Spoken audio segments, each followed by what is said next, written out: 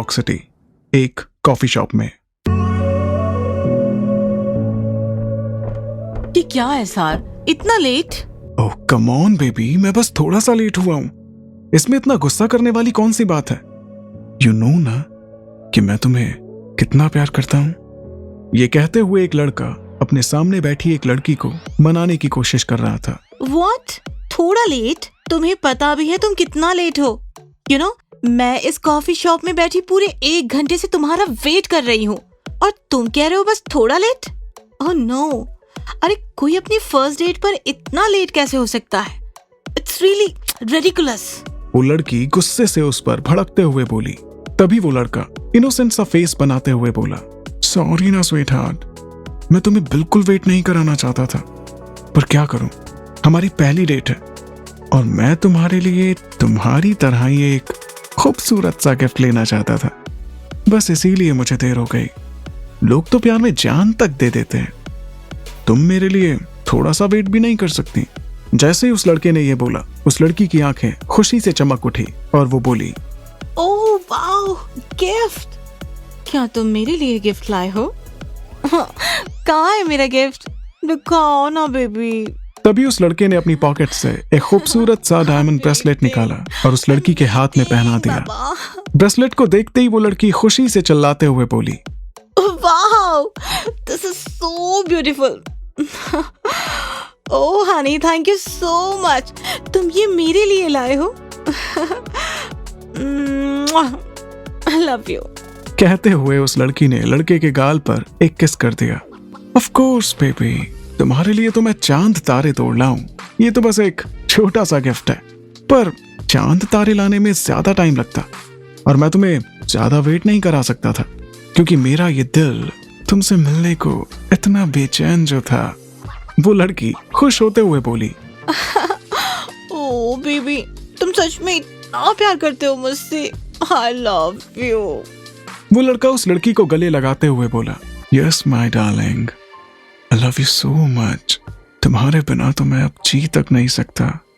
Baby, मेरा ये दिल सिर्फ तुम्हारे लिए धड़कता है और तुम जानते हो, बेबी कॉर्न के अलावा मेरी लाइफ में कोई बेबी है तो बस तुम हो बेबी।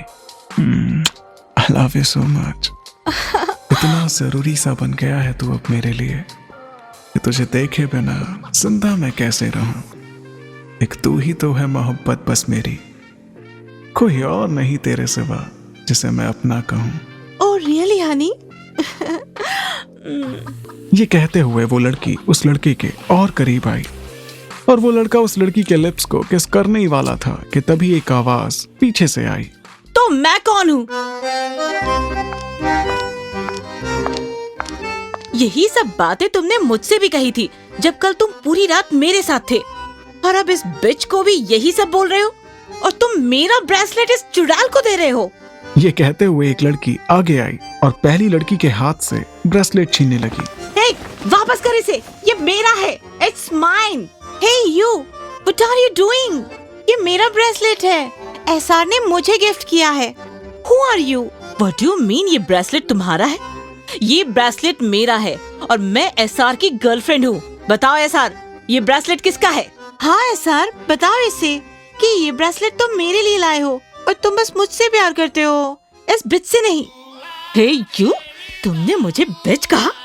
चुड़ैल, मैं तेरा मुंह नोच लूंगी। तूने मेरा ब्रेसलेट छीना, मैं तेरे बाल नोच लूंगी। छोड़, छोड़ मुझे, छोड़। छोड़ो, छोड़ो, ओ छोड़ो मेरे बाल। कमीनी, बढ़िया मेरे ब्रेसलेट को अपना कहने वाली। चल ला इधर, दे मेरा ब्रेसलेट। ये मेरा गिफ्ट है, एसआर ने मुझे दिया है। अरे एसआर, तुम कुछ कहते क्यों नहीं? ये कौन है पागल लड़की? ये कहकर वो दोनों लड़कियां आपस में ही लड़ने लगी और एक दूसरे के बाल खींचने लगी। उनकी लड़ाई को बढ़ता देख उस लड़के ने उन्हें रोकने की कोशिश की, पर वो दोनों बिल्लियों की तरह लड़ रही थी, जिससे धीरे धीरे वहां भीड़ लगना शुरू हो गई और खुद कैफे के ओनर को वहां आना पड़ा। उन दोनों लड़कियों को इतनी बुरी तरह लड़ता देख वो लड़का अपने मन में बोला, ओह गॉड, इसको भी अभी आना था। इतनी मुश्किल से तो मैंने इस खूबसूरत हसीना को पटाया था, ये दूसरी यहाँ कहाँ से आ गई और अब दोनों कैसे जंगली बिल्लियों की तरह लड़ रही हैं। पूरे कैफे को इकट्ठा कर लिया है। बेटा एसार, इससे पहले कि ये भूरी बिल्लियां तुझ पर हमला करें, निकल ले यहाँ से। ये कहते हुए उस लड़के ने चुपके से वो ब्रेसलेट उठाया जो उन दोनों लड़कियों की लड़ाई में नीचे गिर गया था और वहां से निकल गया। एसआर कहाँ है? एसआर कहाँ गया? अरे ब्रेसलेट कहाँ गया? मेरा ब्रेसलेट कहाँ गया? कॉफी शॉप से बाहर आकर वो तुरंत अपनी कार में बैठते हुए बोला, थैंक गॉड, आज तो बच गया। उफ, ये लड़कियां जितनी खूबसूरत होती हैं उतनी डेंजरस होती हैं। अब तो लड़कियों से दूर रहने में ही भलाई है। ये कहकर उस लड़के ने अपनी कार स्टार्ट की ही थी कि तभी एक खूबसूरत सी लड़की ने उसके कार के शीशे पर नॉक किया और जैसे ही उस लड़के ने उस लड़की को देखा, उसकी आंखें खुशी से चमक उठी और वो धीरे से बोला, सो ब्यूटीफुल। ये खूबसूरत नगीना अभी तक एसआर की आंखों से कैसे बचा हुआ था? तभी वो लड़की बोली, Hey, excuse me, can you give me a ride, please? ये सुनकर वो लड़का मन ही मन में बोला, वाह क्या किस्मत है तेरी एसआर। एक लड़की हाथ से निकली तो दूसरी खुद चल कर आई है, वो भी लिफ्ट लेने। या ऑफ कोर्स ब्यूटीफुल, कम। ये कहते हुए उस लड़के ने अपनी कार का गेट ओपन किया और उस लड़की को अंदर बैठने का इशारा किया। उस लड़की के कार में बैठते ही वो लड़का तुरंत अपनी कार स्टार्ट कर वहां से निकल गया। इधर मुंबई में शार्वी और वानी कैफेटेरिया में बैठे कॉफी पी रही थी। शार्वी वानी से कुछ पूछती कि उससे पहले ही वानी जल्दी से बोली, अब सच बता शार्वी, कल वो रिंग तेरे पास कहाँ से आई? क्योंकि हम दोनों ही जानते हैं वो रिंग तेरी मॉम की नहीं थी और जब मैं तुझे रेडी कर रही थी तब भी तेरे हाथ में कोई रिंग नहीं थी। फिर कब वो रिंग तूने पहनी? इस पर शार्वी बोली, मुझे भी तुझे यही बताना था यार। एक्चुअली मुझे खुद नहीं पता कि वो रिंग कब मेरे हाथ में आई और ना ही वो रिंग मेरी है। तभी वानी बोली, तेरे कहने का मतलब है कि ना वो रिंग तेरी है और ना ही तुझे ये पता वो रिंग कैसे तेरे हाथ में आई। इस पर शार्वी ने मासूमियत से हाँ में सिर हिलाते हुए कहा, आई डोंट नो। वानी उसे घूरते हुए बोली, वाह, एक बेशकीमती रिंग तुम्हारे हाथों में आ जाती है और तुम्हें पता ही नहीं। होश में तो हो मैडम, या कल रात फिर चढ़ा ली थी उस रात की तरह? उस रात का जिक्र आते ही शार्वी की आंखों के आगे एक बार फिर वही धुंधली तस्वीरें आने लगी जिसमें वो किसी लड़के को किस कर रही है उसकी बाहों में मदहोश होकर। तभी वानी उसके सामने हाथ हिलाते हुए बोली, ओ हेलो, कहाँ खो गई? मैं तुमसे ही बात कर रही हूँ। कहीं नहीं। सच में यार मुझे नहीं पता ये रिंग कब मेरी उंगली में आई, बट मुझे लगता है ये उस लड़के ने ही पहनाई है जिसके साथ मैंने कल रात डांस किया था। कौन था वो लड़का? कैसा था? क्या तू उसको जानती है? इस पर शार्वी अपने सर को झटकते हुए बोली, मुझे नहीं पता यार कौन था वो, उसका नाम क्या था, कहाँ से आया, मुझे कुछ नहीं पता। ये कहकर शार्वी ने अपने और आहान के डांस करते वक्त की सारी बातें वानी को बताईं। ये सुनते ही वानी की आंखें हैरानी से बड़ी हो गईं और वो एक्साइटेड होते हुए बोली, हैंडसम था क्या? तभी शार्वी उसको शांत करते हुए बोली, हाँ हैंडसम तो बहुत था, बट तभी वानी उसकी बात बीच में ही काटते हुए बोली, क्या रोहन से भी ज्यादा? इस पर शार्वी मुंह बनाते हुए बोली, वो रोहन से ज्यादा हैंडसम हो या ना हो मुझे उससे क्या, मैं थोड़ी ना उसे जानती हूँ।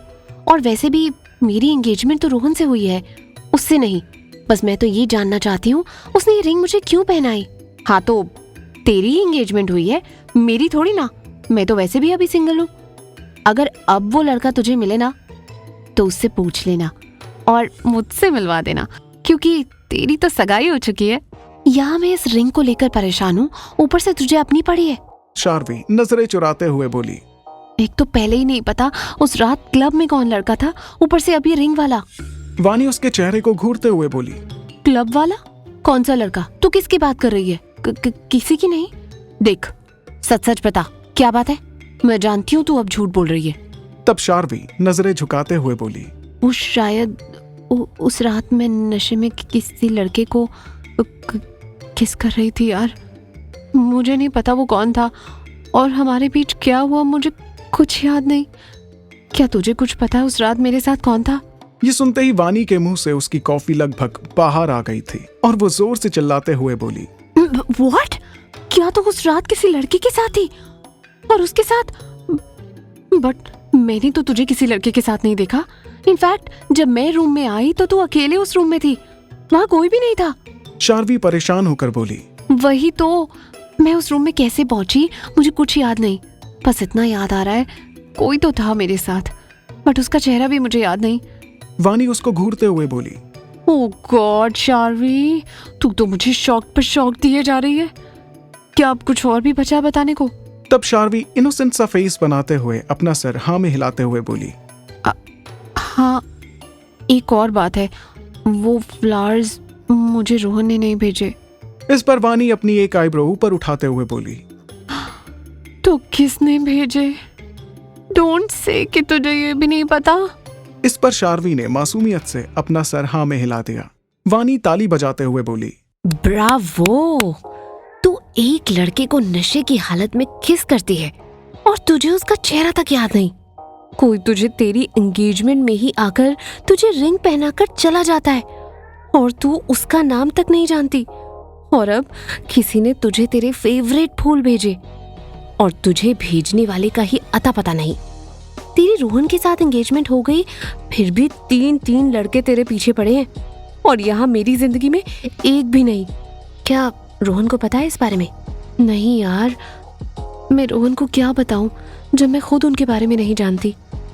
पहले मैं खुद तो पता कर लूं कि आखिर वो क्लब वाला लड़का कौन है और फिर ये रिंग वाला और अब ये फ्लावर वाला।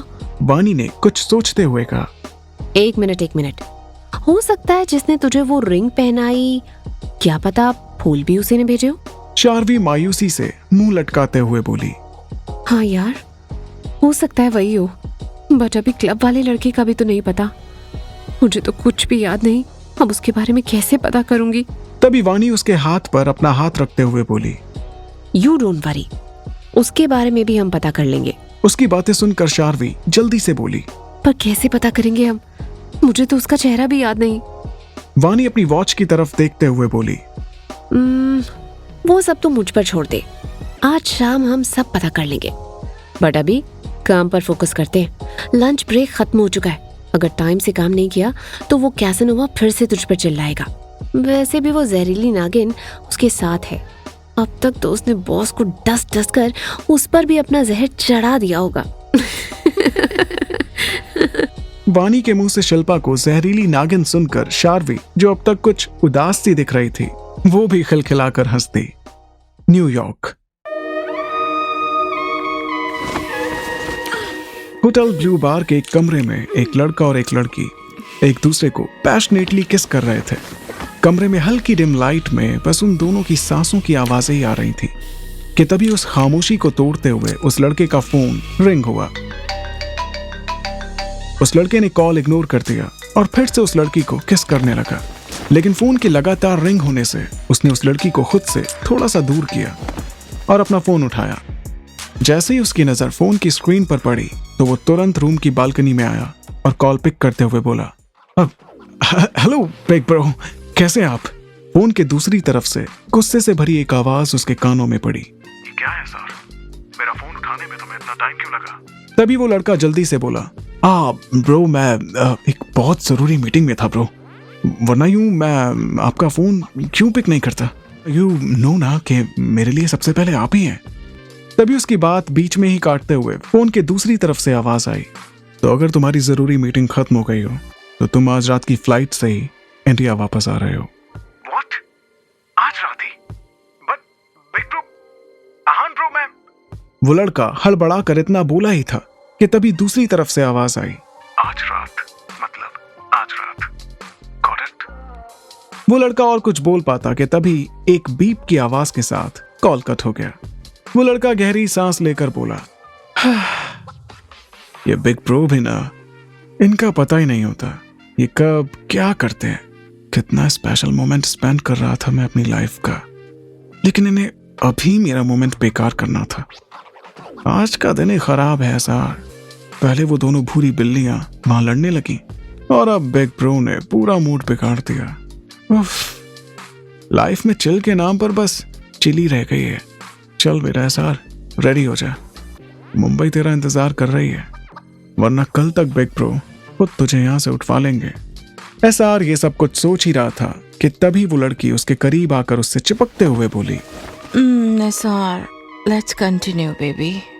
उस लड़के ने उसे खुद से थोड़ा दूर किया और अपनी शर्ट के बटन लगाते हुए बोला, सॉरी बेबी, आज के लिए इतना ही, अब तुम्हें जाना होगा। इस पर वो लड़की बोली, हाँ, पर एसआर, अभी तो हमने कुछ किया भी नहीं। बेबी सुनो ना। तभी उस लड़के ने उस लड़की का हाथ पकड़कर उसे रूम से बाहर करते हुए कहा, और अब कुछ होगा भी नहीं, सो बेबी तुम आराम से अपने घर जाओ, क्योंकि मुझे मेरे घर जाना है। वो लड़की मुंह बनाते हुए बोली, हे, क्या तुम बस इसलिए मुझे यहाँ लाए थे? मैंने तो बस लिफ्ट मांगी थी तुमसे, तब तो तुम बड़ी बड़ी बातें करके मुझे यहाँ ले आए और ये ब्रेसलेट देते हुए बोले थे कि मैं कितनी खूबसूरत हूँ और तुम्हें मुझसे पहली नजर में प्यार हो गया है। अब कहाँ गया वो प्यार?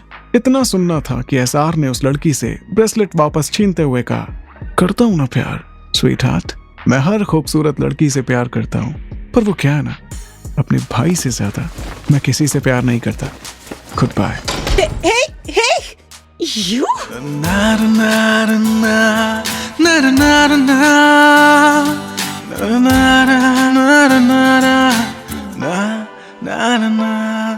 एहसास तेरा हर पल साथ है, अब तू ही जिंदगी है, तू जान है। एहसास तेरा हर पल साथ है, अब तू ही जिंदगी है, तू जान है। हेलो फ्रेंड्स, मैं हूँ आरजे रिवांश। उम्मीद है कि आपको ये कहानी पसंद आ रही होगी। कहानी में एक और ट्विस्ट एंड टर्न आया है, आहान का भाई एसआर। जानेंगे अगले एपिसोड में एसआर का नाम, क्या करता है वो, कहाँ रहता है वो, और क्या क्या नए मोड़ लेती है ये कहानी। सुनिए तू जान है मेरे यानी आरजे रिवांश के साथ। और अगर आपने अभी तक मेरे चैनल को सब्सक्राइब नहीं किया है तो इस कहानी से जुड़े अपडेट्स सबसे पहले पाने के लिए अभी मेरे चैनल को सब्सक्राइब कीजिए, बेल आइकन को प्रेस कीजिए, स्टोरी को शेयर करना बिल्कुल मत भूलिए और नीचे थैंक्स बटन को प्रेस कर रिवांश को सपोर्ट कीजिए। हंसते रहिए, मुस्कुराते रहिए और सुनते रहिए रिवांश को। तू जान है।